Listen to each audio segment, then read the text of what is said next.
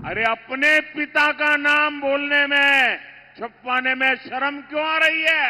इन लोगों के पोस्टरों में कांग्रेस लगभग गायब है। आरजेडी ने कांग्रेस को कट्टा दिखाकर मुख्यमंत्री का उम्मीदवार भी घोषित करवा लिया। ये कांग्रेस वाले क्या करते हैं? वो कहते हैं भाई घोषणा पत्र के लिए जो पूछना है वो जंगल राज के युवराज से पूछो, हमें मत पूछो। आप आरजेडी कांग्रेस के जरा पोस्टरों को देखिए, जो सालों साल तक यहां मुख्यमंत्री रहे, जो बिहार में जंगल राज लाए, उनकी तस्वीरें पोस्टरों में या तो गायब है या तो एक कोने में छोटी सी तस्वीर रखी है, दूरबीन से भी दिखती नहीं है। अब मुझे बताइए भाई, जो इतने बड़े उनके लिए नेता थे, जिनके परिवार के सारे लोग चुनाव के मैदान में हैं, और फिर ये छुपा छुपाई क्यों हो रही है? अरे अपने पिता का नाम बोलने में, छुपवाने में शर्म क्यों आ रही है?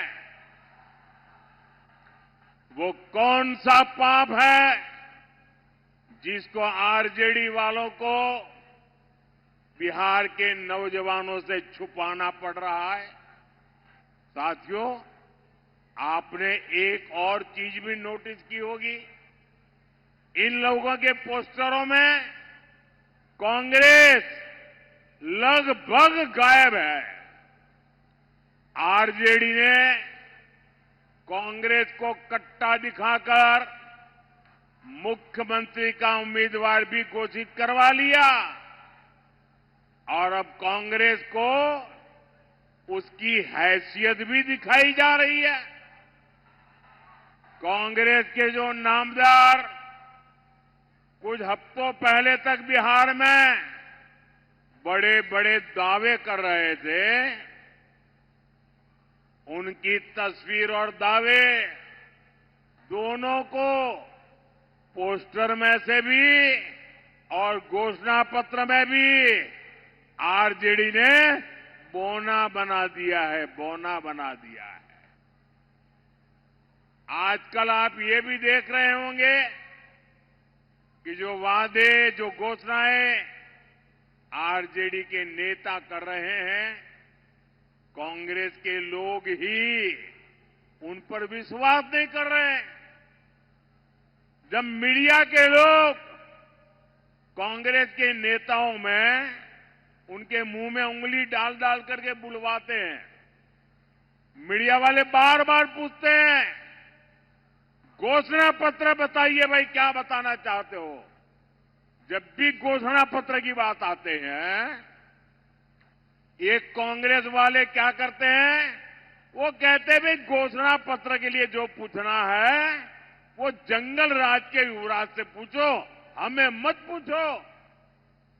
साथियों, ये हाल है इनका। कांग्रेस और आरजेडी के बीच लंबे समय से एक भीषण झगड़ा चल रहा है। कांग्रेस के नामदार ने छठ महापर्व को इसलिए भी ड्रामा बताया ताकि बिहार के लोग आरजेडी पर गुस्सा उतारे और आरजेडी को पराजित करे, इसलिए ऐसी बातें बोली जा रही है। कांग्रेस के जो दूसरे दूसरे राज्यों के मुख्यमंत्री हैं, बड़े नेता हैं, उनके बयान आपने सुने होंगे। अलग अलग राज्यों में कांग्रेस के नेताओं से बिहार के लोगों के लिए जानबूझकर अपमानजनक बातें बुलवाई जा रही है। केरल के कांग्रेस नेता में उसने तो बिहार की तुलना बीड़ी से कर दी। ये भी कांग्रेस की रणनीति का हिस्सा है।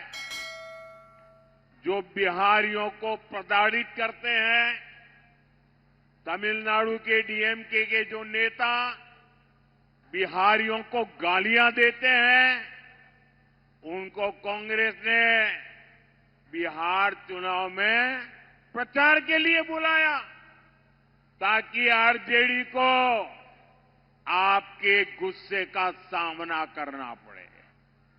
साथियों, कांग्रेस जानती है कि इस बार भी आरजेडी हार गई तो उसकी राजनीति खत्म हो जाएगी और कांग्रेस आरजेडी के वोट बैंक पर कब्जा कर लेगी।